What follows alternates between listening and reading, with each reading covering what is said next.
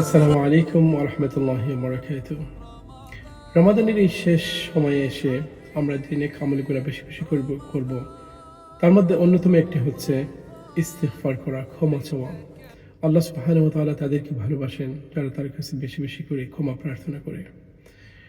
আমরা মানুষ, সবাই ভুল করি। মানুষের ভুল করাটাই স্বাভাবিক। কিন্তু মুমিনের সৌন্দর্য হলো সে ভুল বুঝে, তার নিজের ভুল বুঝে আল্লাহর কাছে ফিরে আসে, তওবা করে, ইস্তেগফার করে।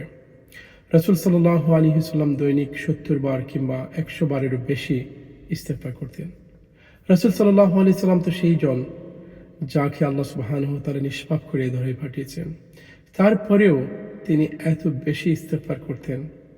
কিন্তু আপনি আমরা যারা চোখ খুলেই গুনার মধ্যে আবদ্ধিত হচ্ছি, মুখ দিয়ে যখন কথা বলছি কত ইডুল কথা বলছি, কান দিয়ে যখন শুনছি কত খারাপ নোংরা কথা শুনছি, হাত দিয়ে, জবান দিয়ে, আমাদের অঙ্গ প্রত্যঙ্গ সবকিছু দিয়ে আমরা প্রতিনিয়ত গুনাহের মধ্যে আবদ্ধিত হচ্ছি। তাই আমাদের দৈনিক কত শতবার ইস্তেগফার করা দরকার।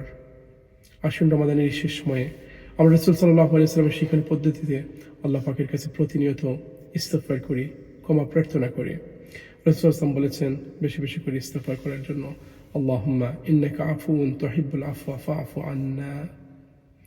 ইস্তেগফার শুধুমাত্র ক্ষমা করা দেয় না, ইস্তেগফার মানুষের রিজিক বৃদ্ধি করে দেয়, হায়াত বৃদ্ধি করে দেয়, বিপদ দূর করে দেয়, আসমান থেকে রহমত নাজিল হয়।